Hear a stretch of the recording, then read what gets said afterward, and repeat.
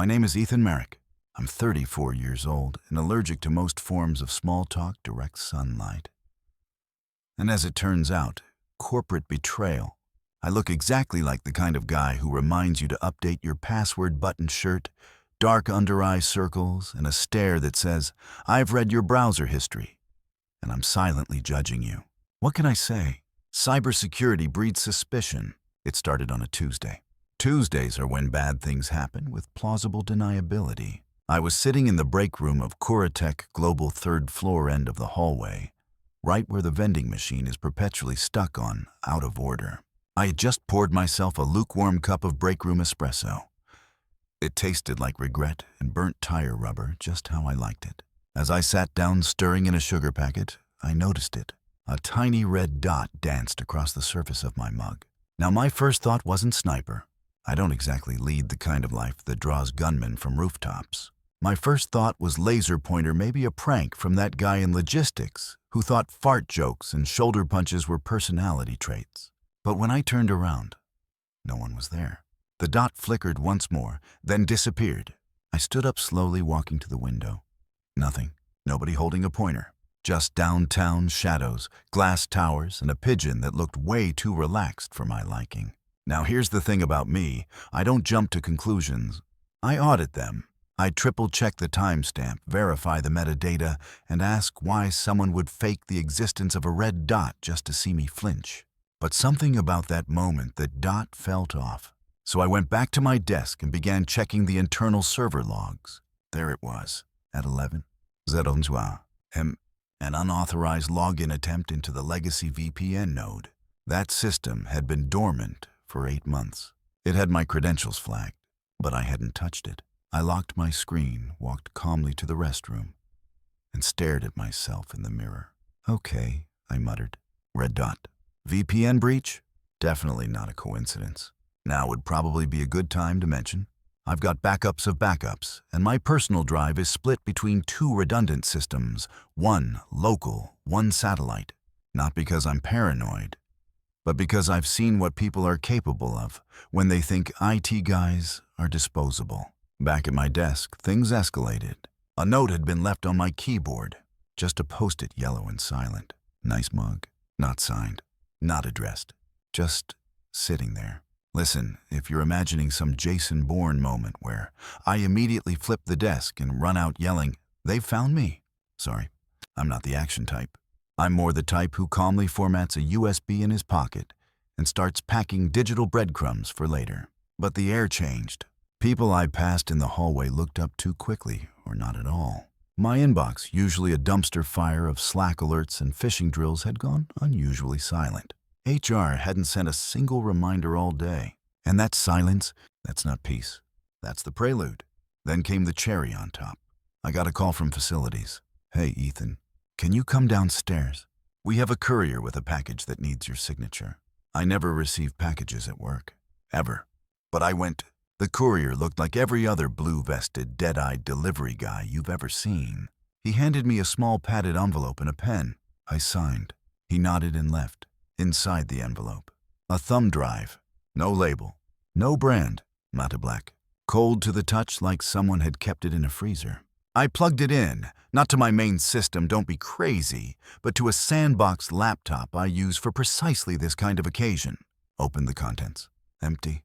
0 files. Not even a ghost folder. But my gut said otherwise. I pulled up a hex editor, scanned the raw data sectors. That's when I saw it. Deep in the unused block's obfuscated code. A program disguised as empty space. Old trick. But it wasn't the code that caught my breath. It was the signature embedded in the first line. EAM 021 000 My initials. My personal dev tag. And a version number I never made. Someone was playing with my code base. Someone had access, and they wanted me to know it. At that exact moment, my computer froze, just for a second, then resumed. Nothing major. Unless you've worked in IT long enough to know machines don't stutter without reason. Not mine. I closed everything down, purged the RAM, wiped the logs, and powered off. You ever feel your heart beating like it's syncing up with a warning siren only you can hear? Yeah, that. So before you sit back and listen, take a moment to like the video and subscribe to the Final Revenge channel. But only if you really like what I have to say here. Now get in the mood to listen to this story, because it could be the ultimate sweet revenge. Backups save lives, not in the literal CAR and defibrillator sense. But in my world, they're the only reason I'm still sipping subpar espresso instead of explaining myself to the FBI through one-way glass. After the thumb drive incident, I made one move. I pulled out my private rig, not the company laptop, not the spare I let friends borrow when their Macs inevitably die during Zoom calls. I mean the rig, the one with a triple boot system, invisible partitions, and BIOS-level passwording. The one I built from custom parts and hid inside an old printer casing. And that's when I saw it, or rather when I didn't. The folder was gone. Not just any folder, the one labeled Q Delta Backup DRM. A repository I'd encrypted, split and cloaked behind 6 dummy structures, all named things like TPS Reports 2018 and Lunch Survey Hard June. You'd have to know what to look for and how to look for it and why. The kind of folder that shouldn't be touched, ever. And now, gone. To be clear, I don't panic. My resting state is already just 3 clicks north of existential dread, so when something truly awful happens, I get weirdly calm. Like unbothered British spy level of composed. But I did feel it, this deep, slow churn in my stomach. Not fear, not yet. Just the sudden understanding that someone had crossed the inner circle. I sat down and started tracing access logs. Redundant logs I created myself because the company's standard ones were about as useful as a chocolate firewall. And sure enough, I saw it. 2:48 AM, the night before. Accessed through the shadow VPN node. IP address scrambled spoofed Mac. But the timestamp didn't lie. Someone had tunneled in while I was asleep, decrypted the folder, and wiped it. Worse still, they didn't even bother to hide the intrusion. That red dot on my coffee? The post-it. The thumb drive. They weren't warnings. They were a confession. And the punchline, the only reason you delete that folder is if you knew what it contained. Which meant this wasn't some script kiddie or a bored intern trying to impress his hacker subreddit. This was someone on the inside. I leaned back, staring at the ceiling tiles like they might rearrange themselves into answers. Then my phone buzzed. A new email. HR department. Subject. Mandatory meeting 10. 0 AM today. No details. No body text. Just the header and a calendar link. I checked the time. Sir, 14:12. That's the thing about HR meetings. They never book you 2 weeks in advance with a smiley face and a promise of donuts. When they show up like this, last minute, vague, impersonal, that's when you know the gun's already loaded. I dressed accordingly, not literally, but mentally.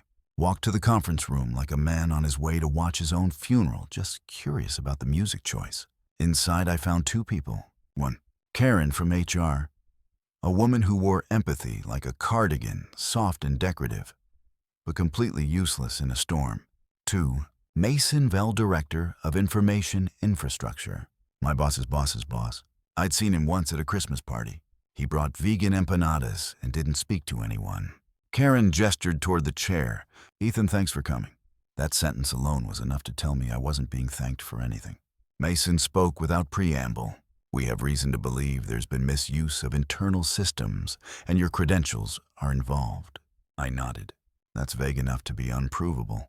Karen blinked like I'd just slapped her with a salmon. Mason didn't react. You accessed secure development repositories after hours, only the ones I built, from scratch, to protect us from last year's ransomware test that almost cost us $6, $8 million in uptime loss. Noted, he said, but not authorized. That's the thing about authorization, I said, tilting my head. It tends to lag behind necessity. Karen tried to jump in. We're here to figure out the best path forward. I raised a finger. You didn't call me here to brainstorm. You called me here to read the eulogy. Mason's jaw tightened. There will be a formal investigation. Until then, we're suspending your admin privileges. Bingo. That was the goal. Not firing. Not yet. Just cutting the wires. Pulling the teeth. I stood up slowly. You know, if I'd really done what you think I've done, you wouldn't be having this meeting in person. You'd be rebooting the company from a bunker. Neither of them responded. As I turned to leave, I glanced at the corner of the room. tiny dome camera blinking. I smiled and waved. That night I stayed late. Not on their system, of course. My rig was already in the trunk of my car, but I had something better. A copy of the access logs from the Shadow VPN, the remnants of the code from the thumb drive, and one final card to play something I hadn't touched in years. A dead man's switch. It wasn't flashy. No blinking light or countdown timer. Just a set of scripts buried across multiple devices linked to trigger if I didn't ping them every 72 hours. That night, I turned one of them on. Not because I needed to, not yet, but because it sent a signal. One line unencrypted to a private inbox buried in the dark web's version of a P. Ooh, box, you started it. There's a peculiar silence that only happens after you press send on something irreversible. That one-word message, you started, it was a spark. Nothing more. But in the right place, under the right kindling. A spark is war. I didn't sleep that night. Not because of fear. I don't do fear the way most people do. I don't pace or sweat or call exes. I sit in silence, watching the heartbeat of machines blink green and red, waiting for anomalies. Like a fisherman waits for a tug at 3. Mumford. I got one. A ping. From a port I hadn't touched since 2020s. Port 2222. The one I'd earmarked as, for when the world burns. It wasn't connected to any of my devices directly. It was on a rented virtual machine parked in Iceland, masked through 5 proxies, only accessible through SSH key pairs printed and kept inside a hollowed-out book back home. Except now someone else was knocking. No brute force, no scanning, just a direct request, as if they already had the key. Which meant they did, which meant someone had been in my apartment. I didn't even blink. I just stood up, grabbed my keys, and left the office without saying goodbye. I lived in a narrow walk-up apartment sandwiched between a yoga studio and a laundromat that charged by the quarter and the ounce of existential dread. When I opened my door, everything looked exactly the same couch, with the indented laptop pillow sink full of one coffee cup and a spoon cat calendar still stuck on May. But when you know your space, you feel the wrongness. The left side of the bookshelf had a subtle lean just enough for me to notice. I reached inside the spine of Neuromancer where the backup SSH keys were supposed to be. Gone. In their place, a folded note. Plain white paper. Black ink. The handwriting was blocky practice, like someone trying very hard not to have a personality. Return the drive. No more surprises. I laughed. Quiet, involuntary, dry-throated laughter. Because they thought they had leverage. Here's the thing about empty drives. They don't stay empty. By the time I'd opened it, that thumb drive had already ghosted a fingerprint. A signal beacon embedded in the firmware, one I built during a bored weekend 3 years ago when I was still dating someone who thought hacking was just like the movies. When I checked the beacon's path, it told me something beautiful. The drive had been inserted into a machine at A2, 22p. A brunt one registered under the name Velmo, my boss's boss's boss. I smiled. Suddenly, the pieces rearranged. The VPN login, the folder deletion, the HR ambush. This wasn't some rogue actor trying to frame me. It was Mason Vell trying to erase me. And now I knew why. Because that deleted folder, the one I'd encrypted and hidden and wrapped like a Matryoshka doll, it held something more than old backups. It held the rootkit, an experimental one, a test, something I'd built under the radar during the pandemic furloughs. It wasn't illegal, not yet. But it walked a fine line between ethical sandboxing and digital wiretapping. And Mason, he'd asked me to build it, off the books, no documentation, just in case we ever need to know what our competitors are really up to. And stupid me, I did it. But I didn't delete my version. I labeled it as potential liability. Do not open, because nothing deters a corporate shark more than legal exposure and paperwork. Mason must have found it panicked and decided to bury the evidence, me included. I sat down on my couch, closed my eyes, and let the dark hum of the room wrap around me. It wasn't about retaliation anymore. It was about proof. I needed one thing, a way back into the company system without triggering any alarms. So I did something old school. I went analog. The next morning, I walked into the office like nothing had happened. My badge still worked. No one had revoked building access amateur move. I made a detour to the second floor print room. Nobody ever watches the print room. In the corner was a half-forgotten workstation used by interns and stray marketing guys, too scared to ask for printer help. I booted it, popped in a fresh USB, and ran a program disguised as a firmware patch. It was basic, almost embarrassing, but it worked. Within seconds, I had access to the mirrored dev environment. And there it was. Logs, emails, code pulls, all scrubbed clean, except one hidden folder. Miss Client's Brazil sandbox. Zip. Cute. I decrypted it. Inside. Chat transcripts, code samples, deployment tests, all pointing to external distribution of the rootkit under a different name, a company name. One registered just 6 months ago in the Cayman Islands. Guess who the CEO was? Masonville. That's when it hit me. He hadn't just tried to erase my folder. He'd tried to steal it, relabel it, and sell it. And the best part, he'd done it sloppily. I downloaded everything, made 3 encrypted copies, sent one to a friend in digital forensics with a note that said, "If I go off-grid, make me famous." As I left the print room, a new email popped up on my phone. Subject: lunch. Sender: unknown Coratech. No signature. Just one line. "We should talk. I have what you're missing." You know, what's worse than getting blackmailed over email? Getting invited to lunch in the same breath. That email wasn't from Mason. Mason doesn't do lowercase subject lines. He's the kind of guy who writes in full caps and adds FYI to things he already knows, you know. No, this was someone else. Someone watching the game from the mezzanine. Someone who knew I was already knee-deep in digital mud and still offered me a sandwich. I replied with one word. Where? 3 minutes later, my phone buzzed. Unknown number. Café Rondo. When? 15. Wear gray. Now I own exactly 2 gray things. A pair of socks and a hoodie that makes me look like I got rejected from an MIT heist movie. I went with the hoodie. If I was going to be dramatic, I might as well lean into it. Café Rondo sits beneath an old bookstore that smells like forgotten poetry and burnt scones. It's the kind of place where baristas judge your order in French, even though they're from Wisconsin. Very on brand for anonymous blackmail brunches. I arrived first, ordered black coffee, and pretended to check emails while scanning the room. Then he walked in.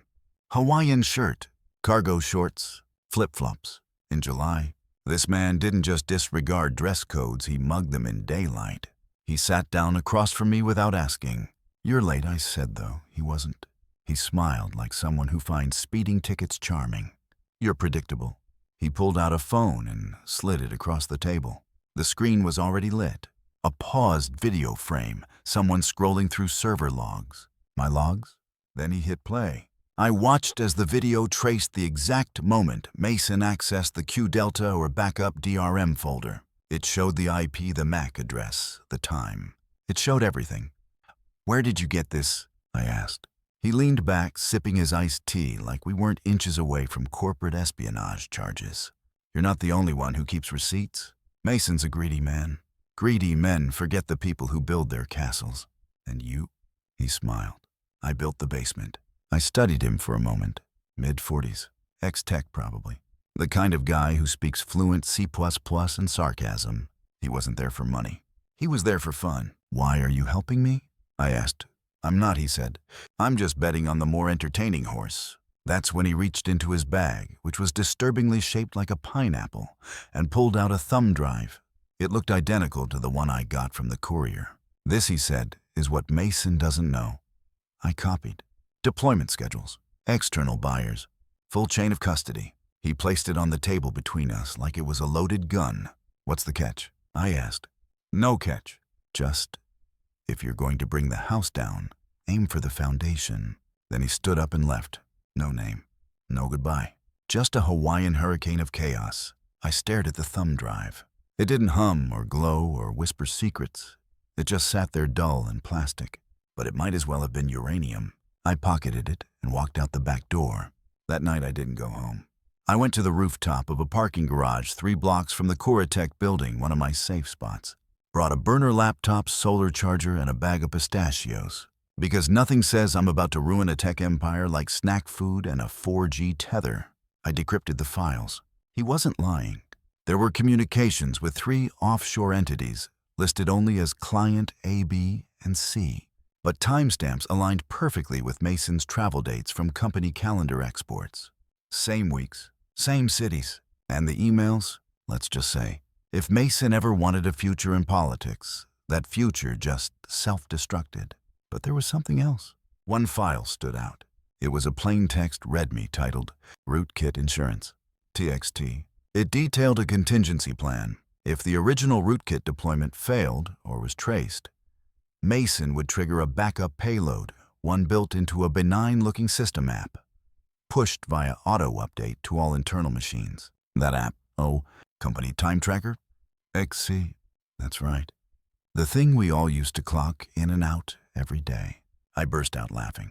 Because if there's anything more poetic than weaponizing corporate time tracking software, I haven't heard it, but the joke didn't end there.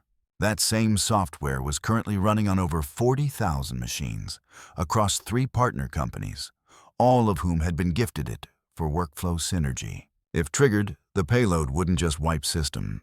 It would expose data, payrolls, user credentials, backend access keys. I stared at the screen wind slicing across the rooftop and realized this wasn't about revenge anymore. It was about timing. And I suddenly understood the Hawaiian guy's warning aim for the foundation. The foundation wasn't the code. It was trust. If I could make those companies realize what they were sitting on, that Mason had essentially built a cyber grenade under their infrastructure, he'd be radioactive by morning. I just needed proof. And one more password. If you've never tried to break into your own company's secure internal database from a rooftop in the middle of the night while eating pistachios and using a burner laptop, I highly recommend it. It adds a sort of cinematic tension that really makes you appreciate strong Wi-Fi and the fragility of human trust. I needed one more thing, the root admin passphrase that could verify company time tracker. XE was a ticking data bomb. Mason would have locked it behind at least 2 layers of biometric bluffery and digital red herrings, but lucky for me, I had something Mason didn't. His former executive assistant's loyalty. Nora. She quit 6 months ago after being restructured, a term that in corporate language means you know too much and your benefits are getting expensive. I reached out to her using an encrypted messenger app disguised as a wallpaper customization tool. The message I sent her: remember the offsite in Denver when Mason forgot his phone unlock pattern? Still have that note. She responded within 5 minutes. It's Carnelian, Harmony 7, same as his doc passwords. I nearly kissed my laptop. Instead, I popped open the authentication terminal input, the key, and watched the digital vault open like a stubborn garage door. Inside, a single file, company time tracker restore, Wikaji, encrypted but not aggressively. I broke through the first layer with a recursive hash sequence. Inside was exactly what I feared. Executable instructions for forced data synchronization and external upload. All masked as routine employee optimization analytics. It was beautiful in the way car accidents are beautiful when you're watching from a safe distance. I recorded the screen, captured logs, pulled the hash signature and cross-referenced it with the version number currently active on every employee machine, including mine. Yep, it matched. Now here's where things got interesting. I found a cron job embedded in the code, a scheduled trigger, set to activate in 9 days. And the date, the company's annual Founders Day, complete with cupcake speeches and an all-hands meeting where Mason was set to reveal our next decade of digital dominance. That made me laugh out loud. He was going to celebrate by detonating a company-wide cyber time bomb, and nobody even knew the candles on the cake were wired. But I did, and that gave me power. The kind of power that required finesse. See, revenge isn't about chaos. Chaos is for amateurs. Revenge is art. It's timing, precision, a well-placed whisper that turns a boardroom into a battlefield. So I started building, not a virus, not a kill switch, a mirror, a script that would, on the same day as Mason's scheduled activation, run a shadow trigger of my own copying all outgoing data to an isolated S3 bucket, then sending detailed alerts to every legal and compliance officer in our partner firms. No noise, just exposure. Let them see it. Let them feel it. The betrayal, the proximity to ruin. And Mason, he'd be standing there mid-speech, probably talking about vision and scale, while 3 CEOs and a dozen lawyers hit red buttons on their secure phones. It was perfect, until my phone rang. Blocked number, always a sign of good news. I answered. You're interrupting a masterclass, Impedi. A pause. Then, he knows. It was the guy in the Hawaiian shirt. Define knows, I said, already packing my bag. He's deploying early. Something spooked him. You've got 24 hours. I stood cursing under my breath. What about the trigger date? Moved. Midnight. Tonight. And just like that, the clock wasn't ticking anymore. It was sprinting. I raced home, booted my main rig, and started migrating the failsafe. It wasn't designed for this kind of speed. I had to bypass safeties, hard-code time parameters, reroute the endpoint delivery scripts. My fingers were typing before my thoughts caught up. 3 hours. That's all I had to launch at first. Then it hit me. I didn't just want to stop the bomb. I wanted to detonate it where Mason couldn't hide from the fallout. So I altered the mirror script. Instead of sending it to legal teams, I scheduled a delayed drop to the inbox of every employee at Coratech. A clean, digestible PDF summary titled, What Your Time Tracker Knows About You, with graphs and screenshots, and one lovely line at the end, all data verified. Questions? Ask your leadership team. I tested the script. 1 hour to go. That's when the building across from mine lit up Coratech's downtown tower. Mason was there, burning the midnight oil, probably assuming I'd slinked off into unemployment and bad Reddit takes. I changed my hoodie, grabbed a backup drive, and walked out. If this was the last move, I wanted a front row seat. There's a strange stillness that creeps in right before you walk into a building you're not technically allowed to be in. It's not adrenaline that's too loud. It's quieter, like your body knows something irreversible is about to happen and decides to hold its breath. I stepped into Coratech's lobby at 11. Tornet P. M. The night guard didn't even look up. I flashed an old badge still hooked to a lanyard from our last security audit. The kind they never deactivate, because let's be honest, no one ever expects the IT guy to come back after being investigated. The elevator ride to the top floor was silent. Just me, my hoodie, and the drive in my pocket humming like a loaded dice. At 11:16, I reached the executive wing. Mason's office lights were on. Through the frosted glass, I saw his silhouette, tall shoulders, hunched neck, craned over 3 monitors glowing with intensity. He was multitasking like a man on a mission, or maybe on the edge of panic. I knocked. He froze. Then, come in. I pushed the door open. He looked up, eyes narrowing. You've got nerve. You've got bad code, I replied, stepping in casually. Guess we both bring our gifts. He didn't offer a seat. I didn't need one. Whatever you think you're doing, he said, rising slowly, it won't work. Oh, I'm not thinking anymore, I said, pulling the thumb drive from my pocket. I'm doing... He tilted his head. You forget who owns this company. You forget who built your crown, I said. And then I tossed the drive onto his desk. He stared at it like it might hiss. That's everything, I said. All your communications. The ghost payload in the time tracker. The buyer contracts? The original rootkit specs, the ones you asked me to make off-record during the shutdowns. His jaw twitched. You don't know what you're doing. I know exactly what I'm doing, I said. I'm offering you one chance to step away before the fire drill starts. He walked around the desk, slow and deliberate, the way predators do in documentaries, right before the narrator says something like, but the gazelle was faster than expected. You think the board will believe you? I smiled. No, but they'll believe the 4,000 employees getting a midnight email labeled urgent, internal security compromise. His eyes flared. You wouldn't. Oh, I did. I reached into my hoodie and pulled out my phone. Showed him the countdown. Zerbunst, 43 seconds. He lunged toward his keyboard, started typing furiously, override scripts, kill commands, backdoor termination. Too late. I'd already rerouted the origin through a disposable offshore node. The message was coming from outside the network on a clean burst relay. Even if he managed to block the internal servers, the damage was already baked. You don't get to burn the house down and blame the matches, I said. He stopped typing. His face had gone pale, not white, but the kind of pale that sits somewhere between realization and dread. His mouth opened like he had a monologue in mind, but the system notification beat him to it. Mullert. New company-wide message received. His monitor blinked, then another, and another. Every employee, inbox, on-site, remote, even terminated, received a message titled, "Your privacy is not optional." A breakdown of Kuratech's secret tracking software. The attachment. A visually friendly PDF with side-by-side comparisons of expected functionality and actual data siphoning, accompanied by cheery headers like, "This is what your webcam saw while you worked remotely." Mason stepped back.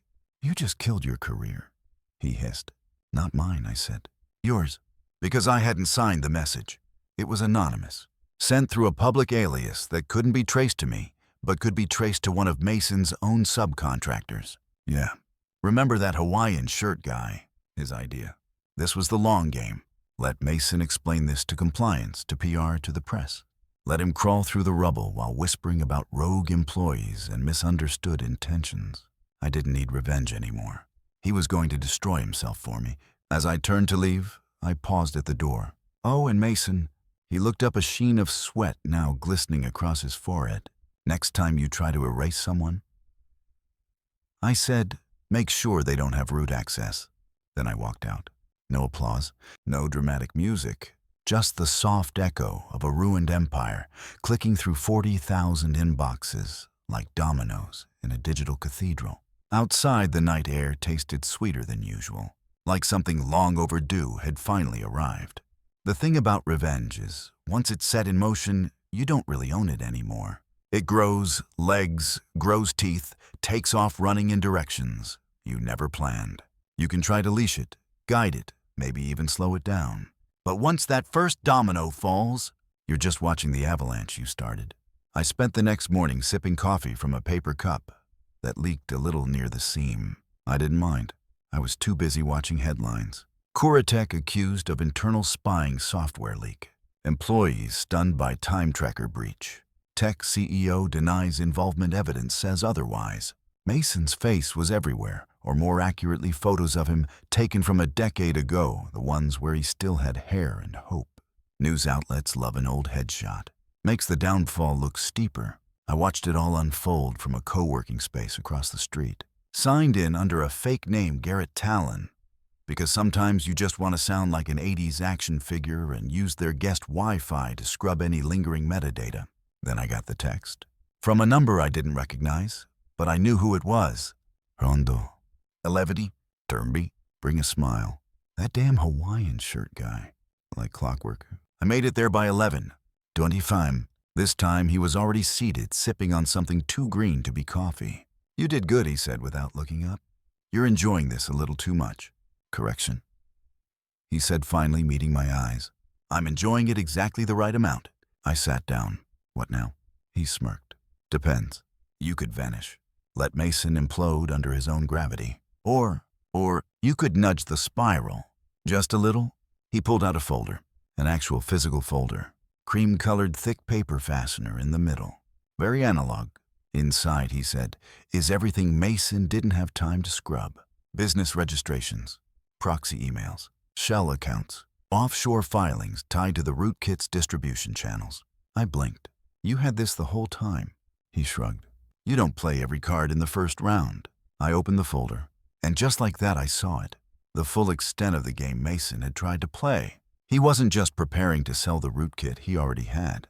Beta deployments across 2 international logistics firms and a sketchy data analytics startup that specialized in consumer behavior harvesting, which is tech speak for, "We track your grandma's shopping habits." It wasn't just espionage. It was espionage with a subscription model.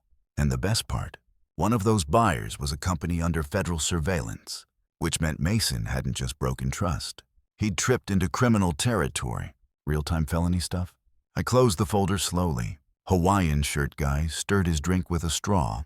"You know what this means, right?" "Yeah," I said. "It means Mason's not just a corporate villain. He's a federal case." He nodded.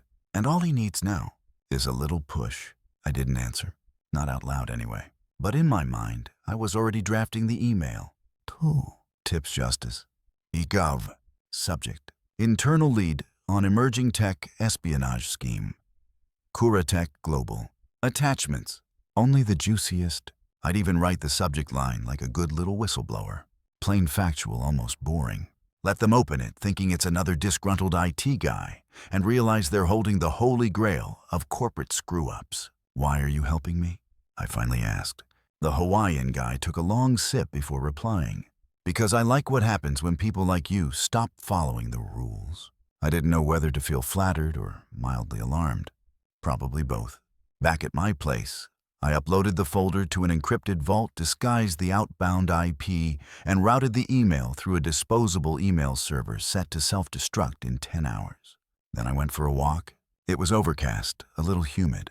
The kind of weather that makes buildings look grayer than they are. I passed a kid eating ice cream off the sidewalk after it fell. His mom didn't stop him.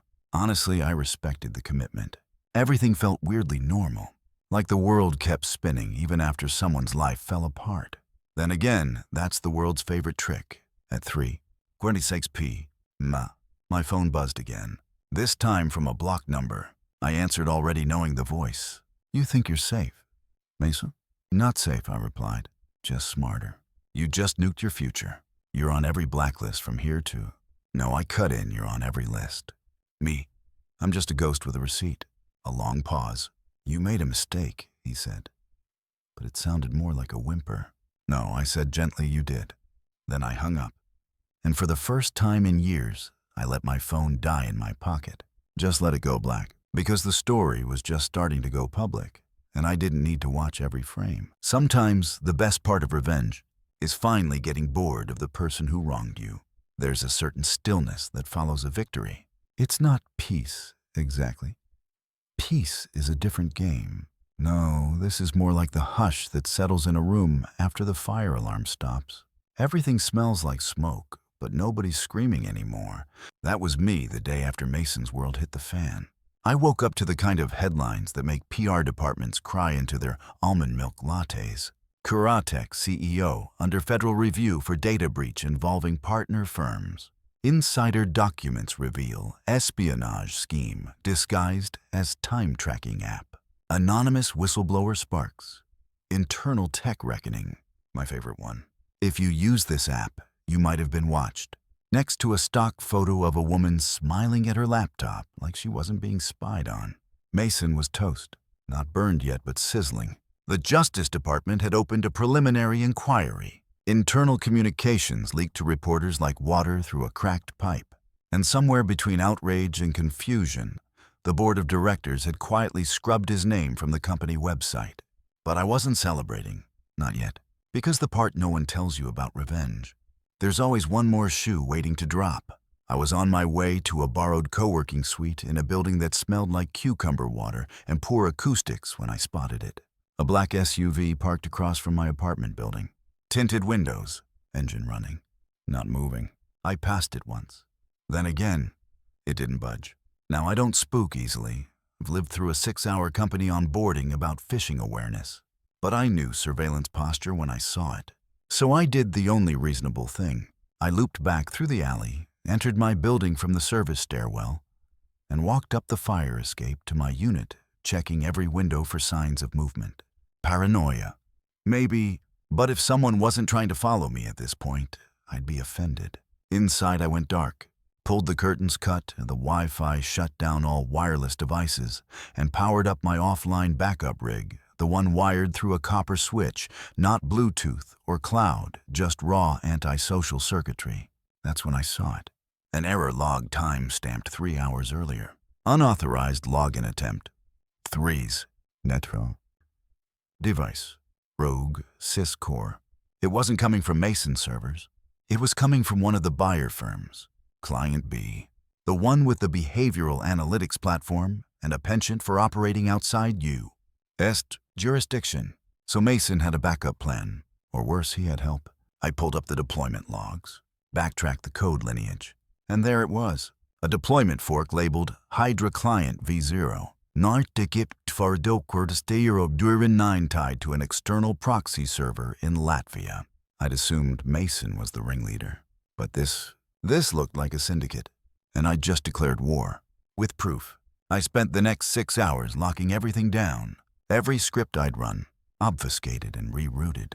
Every traceable email, nuked. The backup vaults, moved to decentralized servers with fail-safe AI guardians programmed to erase them if anyone even sniffed the wrong file name. Then I did something I never do. I left a paper trail, a single printed letter, folded and sealed in an envelope marked, "If missing, read this." I dropped it off at a P.O. box registered under my cousin's name. A guy who thinks VPN is a Russian radio station and would absolutely call me if something showed up in my handwriting. The letter explained everything, just in case. By nightfall, the SUV was gone, but I wasn't comforted. I was evolving. This wasn't revenge anymore. It was damage control. Because if Mason wasn't acting alone, that meant the code my code had gone further than I ever intended. And even though I'd dismantled one network, there might be more. More buyers, more rootkits, more hands reaching out in the dark. So I made a list. 3 names, all tied to infrastructure companies that had consulted with Kuratech in the last fiscal year. I wasn't done. And if they were watching me, well, good. Let them see what happens when the quiet guy from IT stops playing defense. I always thought being watched would feel more cinematic. Red lasers across windows, radio static in your ear. Maybe a guy with mirrored shades licking a toothpick in a white van.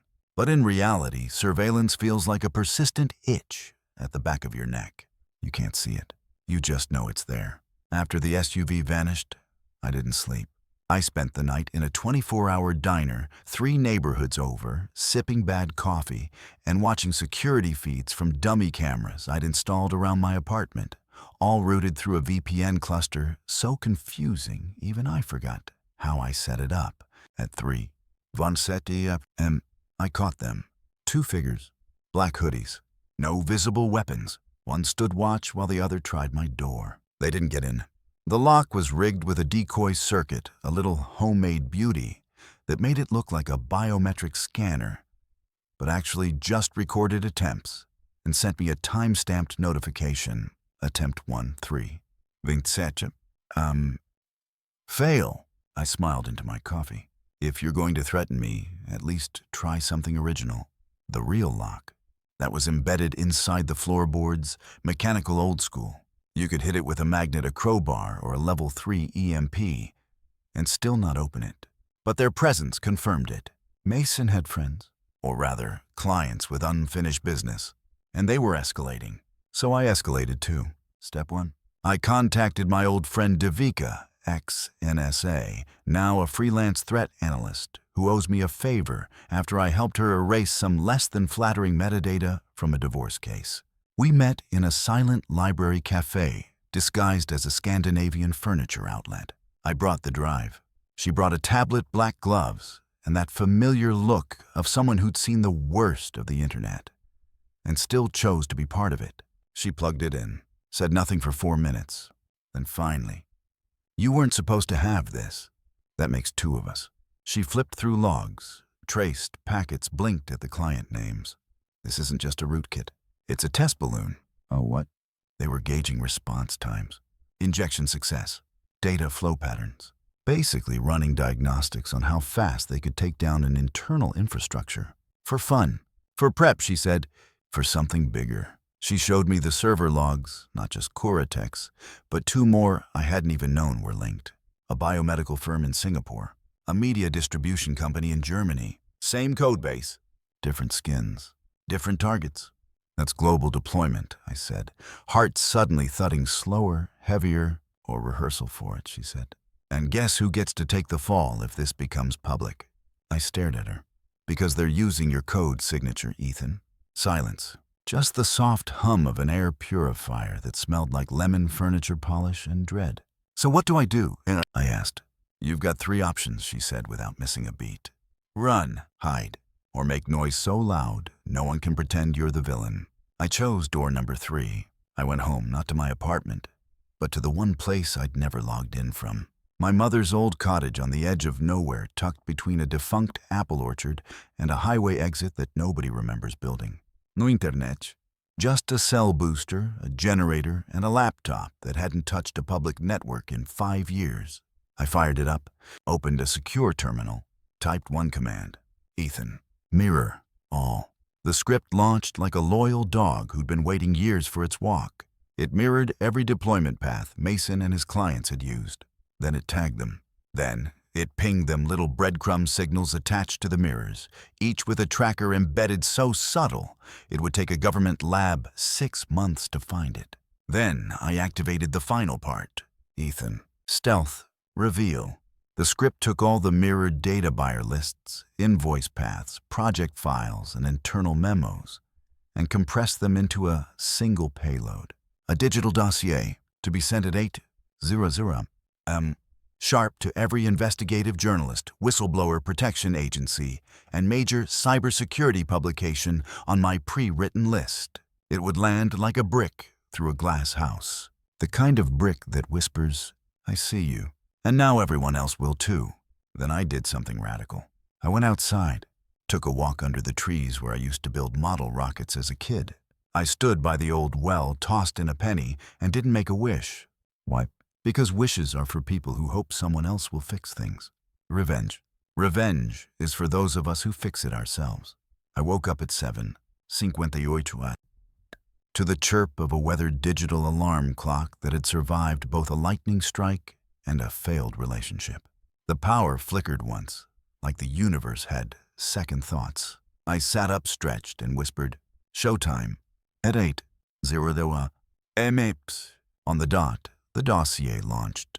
No fanfare, no epic soundtrack. Just one clean, silent burst across the deepest, most persistent corners of the internet. It went to Wired, The Verge, Vice, and that one cyberpunk blog run by a guy who lives in a converted missile silo. It pinged international outlets, 2 translated copies in Portuguese, German, Japanese, and Swahili. I called it, "How to Hijack a Company in 3 Steps and Get Caught Anyway." The cover photo, a stock image of a smiling team gathered around a whiteboard labeled FIG, seized. There were victims. Beyond 07 I had confirmation receipts from 3 different journalists. One of them sent back a simple reply. Holy flaming hell. I took that as a good sign. Then came the wave. By 8:15 it was trending on X. By 8:20 Reddit had a conspiracy thread. By 8:26 my fake inbox was getting flooded with requests to go on podcasts, live streams, and one strangely specific invitation to headline a hacking-themed wedding in Nevada. And Mason, Mason was on fire. Curatech CEO under siege after leaked. Whistleblower dossier reveals global spyware web. Rootkit creator E.M. Ucker allegedly silenced as foreign clients breach U.S. firms. Feds respond to Curatech leak. This is just the beginning. They had finally named me E.M., but they didn't know me. And the dossier was clear. I wasn't the villain. I was the fuse cutter who saw the bomb too late, but made sure the whole building learned where the wires were. The noise was loud enough now, too loud to silence, too loud for Mason's clients to ignore. By midday, 2 of the listed firms had issued preliminary statements of concern, which is legalese for, "Oh no, we got caught." A German cybersecurity unit confirmed they were reviewing the connections. A tech blogger from Singapore posted a thread so detailed, I almost replied and said, "Nice work, bud." And still no knock on my door. Not yet. By 3 p.m., I received an email with no sender name. Just a subject line. "You have friends in strange places." Attached was a screen grab of an internal government memo with one sentence circled. "Do not pursue whistleblower until OSC completes classification review." The Office of Special Counsel was stepping in. That meant whistleblower protections. That meant I might live to see my browser history die in peace. I leaned back and let the sun bleed through the cabin windows. Outside, the apple trees swayed like they knew a secret. I'd built revenge like a tower. 1 brick at a time. No shortcuts, no collapses. Just steel and silence until it touched the sky. But towers cast shadows, and in that shadow was someone else. Because just as I was drifting into a very well-earned nap, my burner phone rang. "Unknown number," same cadence as before. I answered. "If it's Mason again, tell him I'm booked for the rest of forever." But it wasn't Mason. It was her, Devika. Your little expose lit up a bigger room than you think. I sat up. Define bigger. Who? I mean, satellite log bigger. We intercepted an outbound transmission from one of the compromised buyers. They weren't just testing the rootkit, they were modifying it. To do what? Load balancing malware. Smart enough to leap between systems before detection. Targeting not just companies, but infrastructure. My stomach dropped. She continued. Water plants, power grids, telecom hubs, all just trial runs. So I didn't end the game. You ended a game, she said. But the board has more pieces. I stayed quiet, let the wind scratch at the window. Devika finally added, You're not obligated, Ethan. You could disappear now. No one would blame you. But I already knew I wasn't going to disappear. Because the thing about revenge, once it teaches you how to fight, it also teaches you why. And sometimes, the best revenge isn't blowing up the enemy. It's making sure they can never build the bomb again. I didn't vanish. I didn't take the money I didn't have. Or the fake passports I'd stashed in a cereal box labeled Fiber Crisis and flee to some off-grid cabin in Montenegro. No, I stayed. Because once you learn how to see the world through the eyes of someone who's been betrayed, you start seeing betrayals everywhere, especially the quiet ones. The ones hidden in updates. You didn't ask for permissions, you didn't grant apps that smile and wave while silently whispering, we're watching. I spent the next few days crawling through the data Devika had shared. It wasn't just experimental rootkits anymore. It was versioning, every iteration smarter than the last. The latest build V103B could learn. Not AI in the sexy let's build a robot kind of way, but adaptive behavior. It'd scan how a user interacted with files, applications, even mouse movement, and then morph itself to avoid detection. It could even time itself, hide in RAM during business hours, purge logs by sunset, and ping out in tiny fragments across network devices like it was just sending calendar invites. It was the first program I'd ever seen that could ghost its own presence like a digital poltergeist. And worst of all, the backbone of it still had my code in it. Stripped, rewritten, scrambled, but mine. My fingerprint was in the DNA. And if it ever blew up, someone somewhere would trace it back and say, Ethan Marek made this. So yeah, vanishing wasn't an option.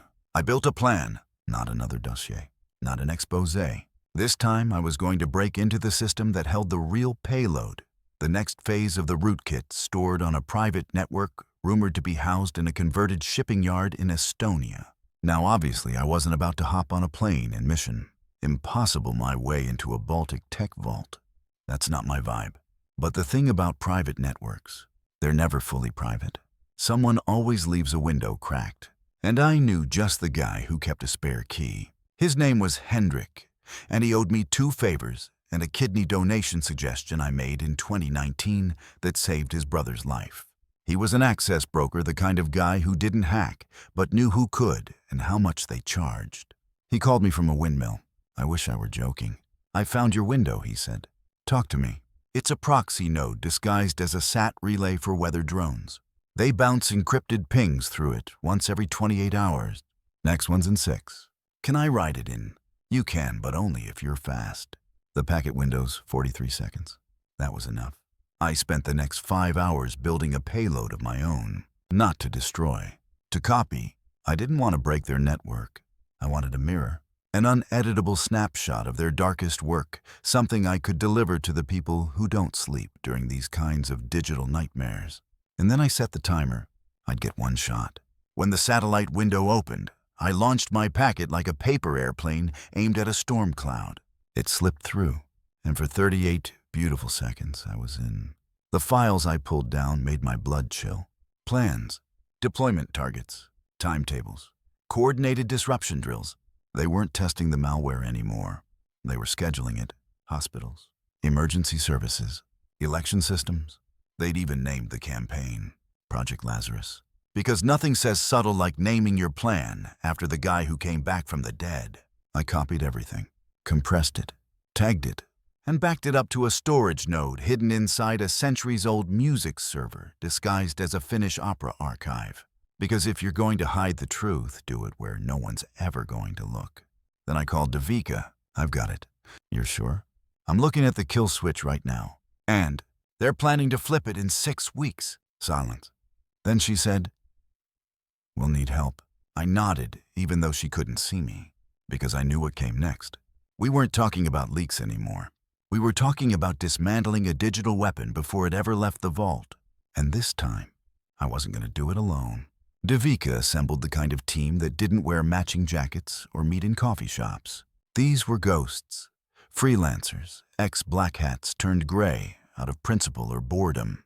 People with aliases like Needlecast, Arsenet, and one guy who simply went by Jeff. I never got Jeff's full story, but if you've ever seen someone decompile a malware string blindfolded while humming the Jeopardy theme, you'd trust Jeff too. We met through secure tunnels. Half the team worked off laptops, duct taped to power inverters in vans. One was streaming from an old submarine dock. Not one of us used real names. Devika briefed us fast. Project Lazarus is not theory. They're 6 weeks from launch. The plan is synchronized disruption across essential systems under the guise of infrastructure modernization. They take down real-time response networks, pretend it's an update issue, and sell the solution afterward. Classic mafia economics, Jeff muttered. Start the fire, sell the hose. Our job, to kill it before it hatched. Now Lazarus was housed across 3 nodes, not centralized, but mirrored in real time through air-gapped servers, normally untouchable, unless you had physical access or unless someone on the inside was already uncomfortable with what they'd built. Turns out someone was. That's how I met Alma. She contacted me through an old defunct IRC channel I'd once used to swap obfuscated Sudoku puzzles with an Estonian mathematician. Her first message, "You don't know me, but I know your code, and I want out." She was embedded deep part of the Lazarus QA pipeline. Her job was to test deployment sequences and record system stress points. But she wasn't just nervous. She was scared. They don't want disruption, she told me during our first secure call. They want submission. Controlled outages that make people thank them when the lights come back on. She'd seen simulated takeovers of entire metro grids. Power water comms offline for 20 minutes. 30. Just long enough to make people panic. Then, restored, along with new security solutions, rolled out by the same network of shell companies behind Lazarus. They're playing hero and villain, I said. No, she corrected. They're playing God. She had access, not to the command servers that was above her level, but to the audit logs. Logs with hard-coded IP chains and time-stamped transfers showing where the malware lived and how it spread. We coordinated a plan. In 5 days, she'd trigger a QA fault during a test window, creating a 60-second breach between Node A and Node B. During that blink, my team would inject a recursive data crawler that would plant silent flags on every instance of Lazarus and begin copying the full structure into a quarantined sandbox we'd built in neutral space, a dead zone in Iceland, with legal protections we may or may not have creatively interpreted. 5 days, that was our window. So I did what I always do when the countdown starts. I started talking to myself, not aloud, but in code, writing logs, narrating procedures, documenting every step of the plan, not for safety but for legacy. If we failed, someone had to know what we tried. The night before deployment, I barely slept. I sat on the rooftop of a storage facility outside the city, watching the skyline flicker. It wasn't the stars that had changed, it was me. The same guy who once warned accounting about their weak passwords was now plotting to derail a global cyber weapon. At 2:03 ma'am, the message came. QA fault triggered. You have 63 seconds. Devika's voice cut through the channel. Run it. Jeff activated the crawler. Needlecast monitored the memory bleed. Arsenet encrypted the output logs faster than I could follow. And me, I watched the feed. It was beautiful. Strings of Lazarus unfolding like spider legs. Code maps, logic chains. Hidden commands labeled Phoenix Reboot and Silent Override Protocol. All of it exposed. 48 seconds in, we hit resistance. A secondary script began purging cached instructions. We countered with a dummy process that tricked the system into thinking it was still running diagnostics. 59 seconds. Payload complete, Devika said. Secure node isolated. All flags planted. Then the connection died. On purpose. And we waited. 1 minute. 2. No sirens. No knock on the door. No black vans. Then my laptop beeped. One message from Alma. They noticed. I'm in lockdown, but I wiped my trail. You're safe. For now, I didn't exhale. Not right away. But we had it. The full Lazarus construct. Every line, every bypass. We didn't just steal the weapon. We made it worthless. We didn't celebrate. We didn't pop champagne high-five through encrypted video calls or post a vague big things coming tweet like every startup grifter on the planet. We went silent because the more powerful a system is, the longer it takes to notice a hole and the deadlier the reaction when it finally does. The Lazarus architecture was now defunct. Sure, they still had the original code, but without the deployment sequence, without the real-time behavior maps and system escalation patterns, it was like trying to launch a missile using IKEA instructions. But they didn't know that yet. So we let them live in ignorance. For a week, things were quiet. I went back to small things, burned through my stash of noodles, rewatched old shows with the volume low, walked in patterns that changed every day. My phone stayed off, my mind not so much. Then Devika messaged. They're starting to notice. Reports had begun to ripple out across the darknet, whispers and code error pings in Black Hat forums. One thread was titled Lazarus Node Desync, accidental or breach. The responses? Panic cloaked as swagger. The Lazarus buyers' clients who'd pre-ordered the apocalypse were demanding answers, refunds, guarantees. The builders, they were ghosting. I wish I could say I felt some righteous satisfaction, but mostly I felt tired. Because the game hadn't ended, just paused, and there was still one string left dangling. Alma. She'd gone dark the moment she triggered the breach. Her last message was short, "You're safe." For now, and nothing since. I knew better than to poke, but that didn't mean I wasn't listening. And then, like the universe owed me one final middle finger, I got a delivery. A plain envelope slid under the door of a safe house I hadn't used in 2 years. No name, no return address. Inside, a Polaroid photo.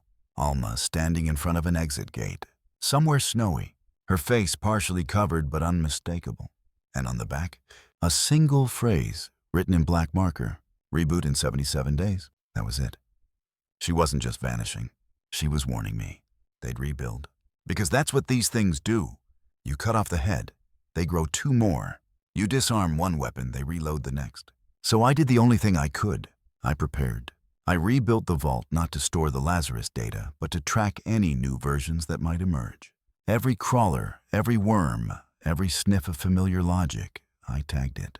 I created an algorithm that would recognize my own code structure, even if rewritten 100 different ways. A digital bloodhound. I called it Cerberus, and I set it loose across every dark corner of the web. It didn't bark. It didn't bite. It just watched. Because revenge doesn't end when the villain falls. It ends when no one can rebuild what they tried. 3 days later, I got a ping. Cerberus had flagged a string in a private repo, buried 5 proxies deep. A new rootkit, not Lazarus, but something close, something newer. Codenamed Resurrect. I stared at the screen for a long time. Then I opened a text editor, typed the words, "Hello again." Because some stories don't end. They echo, and I was ready. I didn't dive in right away. I let the new signal resurrect linger like a wine stain on clean code. The pattern was familiar. Deeply modular, dynamically obfuscated, using a blend of my old syntax and something colder, smarter. But it wasn't mine. It was theirs now. I watched it evolve over the next week. It grew tentacles. Not arms sniffing at vulnerable systems, adapting its pathfinding routine, dressing itself like harmless productivity software. It had learned, they had learned, and for the first time in a while, I wasn't angry. I was impressed. Because the best code doesn't just survive exposure, it thrives on it. Resurrect was their next move. Sleeker, meaner, more discreet. It didn't try to dominate. It blended in, like a perfect spy, one that no system administrator would ever second-guess. But Cerberus saw it, because Cerberus wasn't looking for behavior. It was looking for intent, and intent always leaks. I called Devika. "They're back," I said. "I know," she replied. "Question is, do we go public or go deeper?" I didn't answer immediately. See, I'd been public already. The Lazarus leak had bought me a Shield Media goodwill plausible deniability, even a few speaking invitations from cybersecurity symposiums that wanted to turn me into a cautionary PowerPoint. But this time, Resurrect was quiet. No flashy kill switches, no CEO scandals, just silent, persistent compromise. And it had a very specific target list. Education systems, universities, research labs, places that still believed in passwords like Admin 123. They weren't looking to burn anything down this time. They wanted to own it. Build a digital shadow empire right underneath the ivory towers of academia and public trust. And I knew what that meant. Resurrect wasn't phase 2. It was the real plan. Lazarus. Just a test. So I made a choice. I didn't leak it. I infiltrated it. I forked the codebase, rewrote chunks to make myself useful. I posed as a contributor, used a fresh alias. Spun up a believable profile, even argued in the comments to seem like a real developer. Arsenet vouched for me through a channel only insiders trusted. They bought it. Within a week, I had push access to the staging server. Within 2, I'd mapped the entire structure. Resurrect had already infected over 300 institutions across 5 countries. Mostly passive, mostly observation, but with hooks that could be activated remotely. It wasn't a malware network. It was an information sieve, and someone somewhere was collecting everything. Faculty research, student behavioral data, encrypted email chains between government-funded scientists. They were building a knowledge weapon, the kind that doesn't kill you outright. It just knows what you're going to do before you do it. That's what Resurrect really was. And that's why I couldn't destroy it outright. I needed to reverse it. So I started feeding it poison. Little code injections dressed like enhancements. Minor performance tweaks. Invisible logging modules. AI filters to increase data accuracy. Each one carried a payload. A slow drip worm that rewrote its own output into a loop of false positives, dummy packets, and synthetic metadata. Essentially, I made Resurrect drunk. And when the data they pulled started looking wrong, conflicting records, non-existent test results, student IDs that looped back to fictional users, they'd start questioning their entire system. And that's when I'd release my next leak. A leak explaining how the data had been poisoned, unusable, compromised, tainted beyond redemption. They wouldn't even know which logs were real and which were synthetic. And that kind of uncertainty, it's fatal, because data without integrity is just noise. And noise doesn't sell. I spent nights building the worm, testing it against mock servers, running simulations in sandboxed VMs until I could barely keep my eyes open. I called it Thanatos, the Greek personification of death. Not the kind with fire and fury, but the slow, silent kind that comes when your system stops believing itself.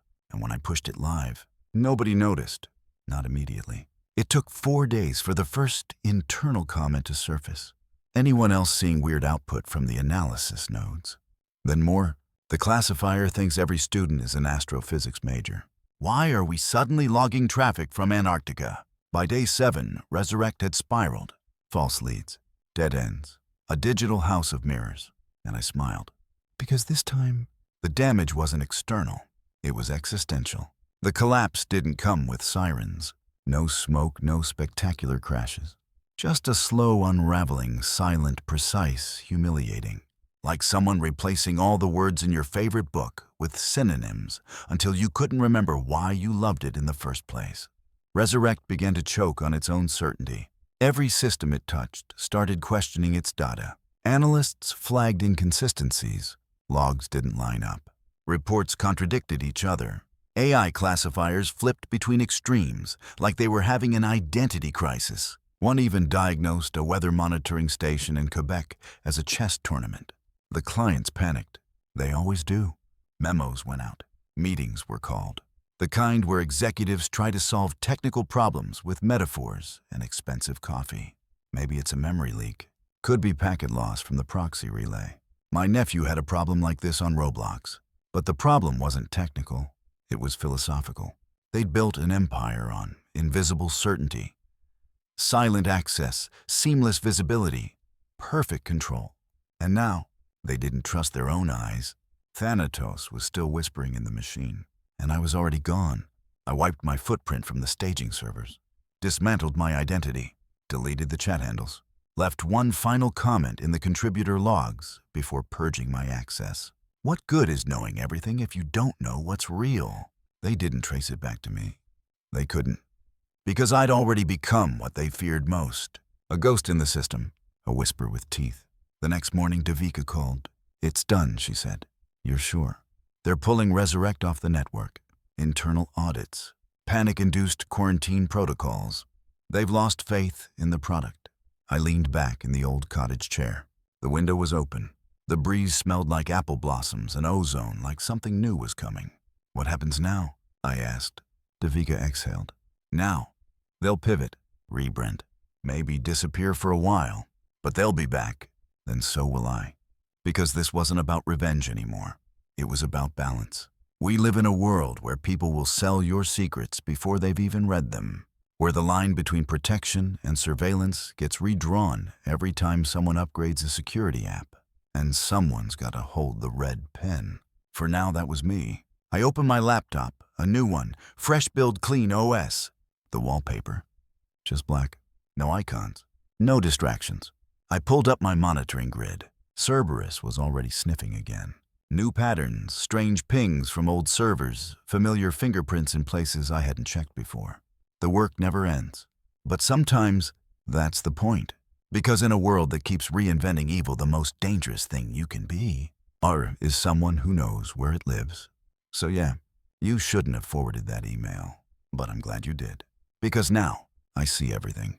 The night has finally quieted. You've been with me through every step of this digital war. The flicker of a red dot in a coffee cup. The empty thumb drive, the false accusations, the truth buried in compressed code. The network of betrayal, and the slow unmaking of something far bigger than one company. And now the machine sleeps. But you know it won't stay that way, because people like Mason, they're symptoms, not causes. And systems like Lazarus and Resurrect, they don't disappear. They mutate, they whisper, they bide time, but so do I. That's the quiet truth about revenge. It's not loud. It's not screaming in the streets or hacking billboards. It's quieter than you'd think, a whisper down a fiber line, a line of code left, blinking in the dark, waiting for the right moment to say, "Not today." You've heard my voice for over 15,000 words now. A strange voice, maybe. Part confessional, part warning, part lullaby with teeth. But I hope you heard it clearly.